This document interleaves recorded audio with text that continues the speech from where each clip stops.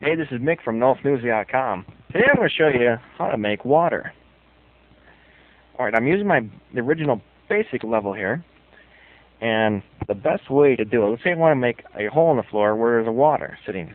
So right now I'm going to move this stuff around a little bit. I highlighted the floor, and I'm going to make it a little deeper. So I take and drag the object like this.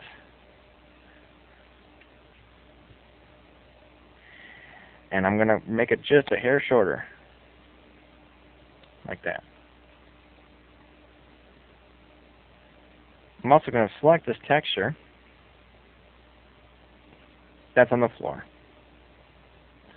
So I'm going to move my marker down to the floor and also create the same thing.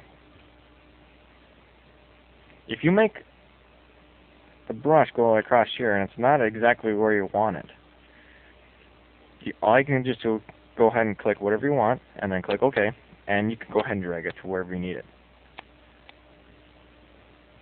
I'm going to finish this up quick. There, just about done. Just adding the bottom of the water, or bottom of the pool. There, done. I'm going to unmark this. There, I've got a hole in the floor. Now I have to put water there. Alright, go grab a bucket. Just kidding. What we have to do is I'm going to change my grid setting here so I can get a little closer view in here. Right now the grid is set at 64. I'm going to hold my shift key and go ahead and change my grid a little bit smaller so it's at 32 grids. I'm going to use my X key and move it right up and close in here, inside here. There it is. Now I'm going to go select the water texture.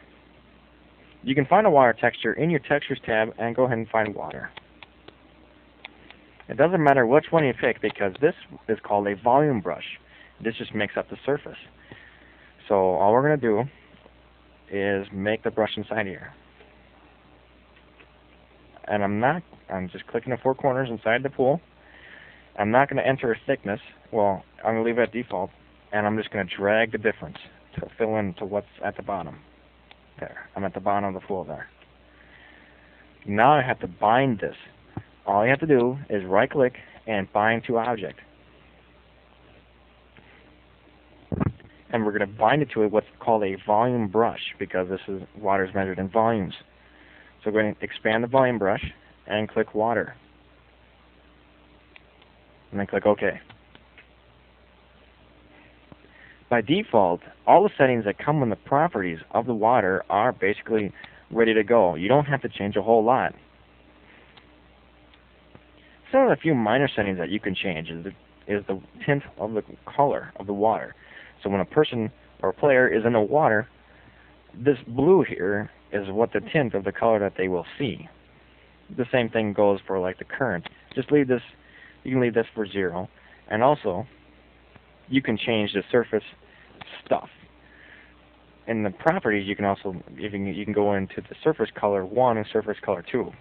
Surface color 1 is the bright color that you would see on the water, and surface color 2 would be the dark. So it would be like shading effect going on. But basically, once you add the water volume to the brush, when you bind them together, you don't need to set it anything extra unless you're looking for more advanced properties. So I'm going to let you look at that one on your own, but all you need to do is add the brush and bind it to a water volume. Real basic, really easy. Hope you enjoyed it, and you're glad you probably didn't have to grab a bucket. This is Mick at NOLFnews.com.